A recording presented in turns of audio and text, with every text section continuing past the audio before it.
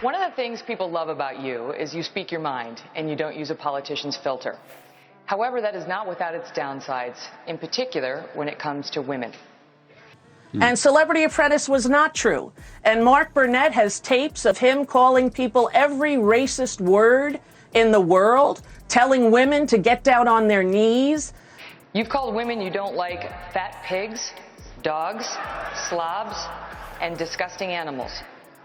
Your Twitter account... Only Rosie O'Donnell. This isn't just another Trump scandal. This one's personal. Rosie O'Donnell didn't hold anything back, calling Trump everything from a con man to a snake oil salesman. And then, she exposed something much darker that left even the media too scared to report.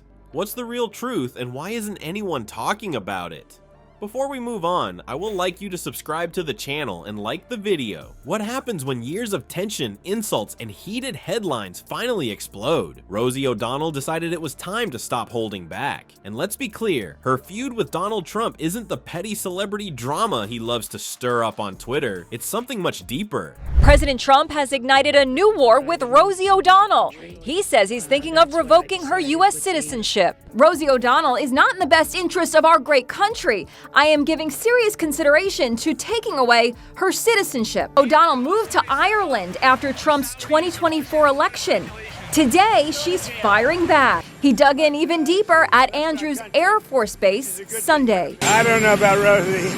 I watch Rosie. Rosie's a mess. She's a mess.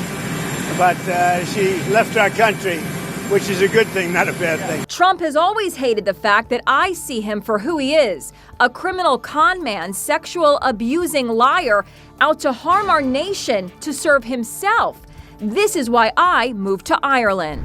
For decades, Rosie has been a vocal critic of Trump, taking jabs at his so-called empire and his less than stellar reputation. But going live to expose him, that was a new level of bold. It was like she saved all the receipts, snapped on her gloves, and got ready for the fight of her life. Now, Trump's entire existence relies on appearances. His self-styled persona is practically a brand. Billionaire businessman, master dealmaker, and the guy who's supposedly a winner at everything. That's the image anyway. But Rosie wasn't having it. During her live airing of grievances, she pointed out that this genius businessman would have been better off just parking his daddy's inheritance in an index fund. Let that sink in. The guy brags about his billions, yet Rosie hit him in the fact-check zone, showing that his infamous bankruptcies paint a very different story. How many successful people do you know who need to declare Chapter 11 multiple times? Exactly. She didn't stop there. And I've known Hillary for a long time. This is the first time ever, that Hillary is sitting down and speaking to major corporate leaders and not getting paid for it. I don't think so badly of Rosie O'Donnell anymore. In fact, I'm actually starting to like Rosie a lot. I called Hillary a nasty woman. But this stuff is all relative. After listening to Hillary rattle on and on and on. Rosie compared him to a snake oil salesman. A perfect metaphor, really. Think about it. Selling flashy ideas with no substance. Trump University, snake oil. His endless failed casinos, snake oil with slot machines. Then there's Trump vodka, because when you're bankrupting everything else, why not throw vodka into the mix? Rosie's words were sharp and simple, slicing through the glossy exterior Trump presents. She wasn't cracking jokes. This was her cutting into his character with straight up facts. Let's be real though, Trump's image has always been more about performance than credentials. Picture a house of cards stacked tall for the cameras. That's his business empire. But Rosie grabbed the metaphorical leaf blower and exposed how rickety it all is. One example she threw out, the millions, if not billions, that came from his father to fund his early ventures. He likes to parade the idea that he's self-made, but Rosie wasn't buying it, and neither are the records. Fred Trump's fat wallet was the fuel behind Donald's early real estate deals. Without Daddy, those towers might still be twinkles in the sky and not gaudy spectacles with his name slapped across the top. I have to say that I was expecting him to do something as absurd as he did, for a few reasons. Number one, I read Project 2025. Number two, I've had 20 years of abuse from him, so I knew it wasn't going to stop. When I got a message from my friend Victor who said, "Did you hear about it?" I'm like, "About what?" He's like, "Did you see it?" I'm like, "Don't know what you're talking about." And I was watching tennis, I believe it was Saturday, and what's going on in the White House and in our government and in the streets of LA and all over the country with these ICE roundups. Here's where it gets deeper though. Rosie didn't just shed light on his financial flops. She hinted at a more fundamental issue. It's not just about Trump's money, it's about his moral compass. Sure, the branding fails make headlines, but what about the workers who've reportedly been stiffed on pay? What about the charities that were promised donations, only for the promises to evaporate when checks needed signing? Rosie's rant, as fiery as it was, also laid out a pattern. Broken promises, questionable ethics, and a lot of smoke and mirrors. To her, Trump wasn't just a bad businessman. He was a symptom of something rotten about how power and deception often go hand in hand. The real kicker, Rosie wasn't just spitballing insults. She came ready with receipts. The accusations weren't vague, rumor-filled jabs you could brush off. They were backed by public records, interviews, and at times Trump's own words. That's the part you can't ignore. This wasn't just some celebrity spat. It was one person publicly dismantling a larger-than-life persona we've been sold for years. And while Trump may have tried to dismiss Rosie as irrelevant or unhinged, I know he can't do that, but the Supreme Court has given him unbridled powers, and who knows what he can and can't do. There he is, hair looping, going, everyone deserves a second chance, and I'm gonna give her a second chance.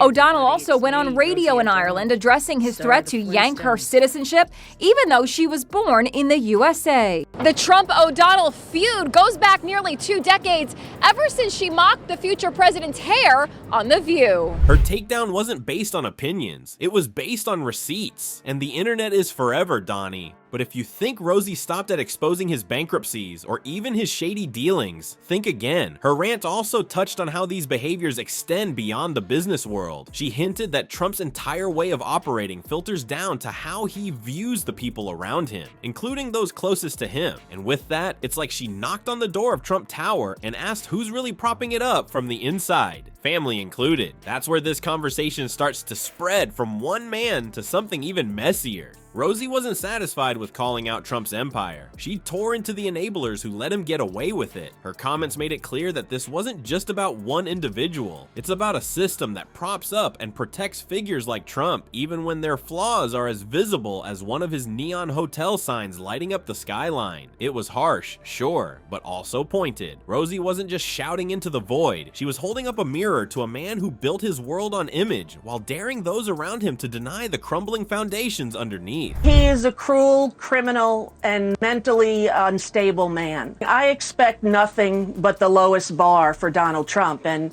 you know, every single day, he just grants my perception of him as correct by his actions, by his word. And I think he's the worst thing that ever happened to the United States.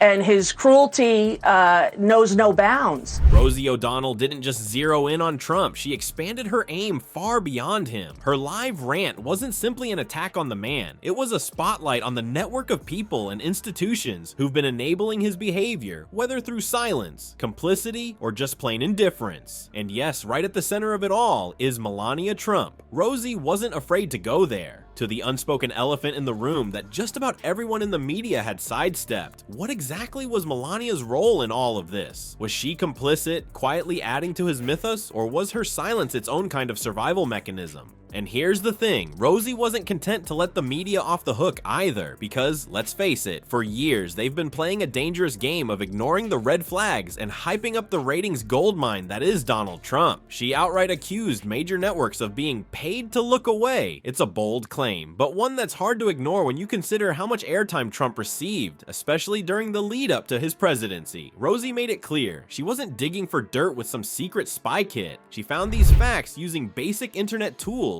while billion-dollar networks with entire research teams at their disposal somehow failed to do the same. Coincidence? Rosie didn't seem to think so. And then there's the issue of power. Rosie didn't just hover at the level of Melania and the media. She turned her ire on the institutions that have been shielding Trump, even as his controversies pile up. Take the Supreme Court, the Senate, and the broader political machine surrounding him. Rosie accused these entities of being partners in crime with Trump, refusing to hold him accountable when it mattered most. And she wasn't vague about it either. She highlighted that their silence was louder than any gavel. That's a cutting way to look at it, right? Not just falling to inaction, but actively protecting him. She made it clear the system isn't broken. It's working exactly as it was designed, just not for the good of the public. Rosie's message wasn't just a roast, it was a challenge. She wasn't targeting just Trump, but the way we so easily buy into facades, into the charm of snake oil salesmen who promise everything but deliver chaos. Her rant called out more than one man. It called out the people who let him climb so high, from the media to his inner circle, and yes, even us. As she said, cowards wear suits, and truth gets filtered for ratings. Her words weren't comfortable, but maybe that's the point. Are we ready to stop looking away and demand the truth, no matter how ugly?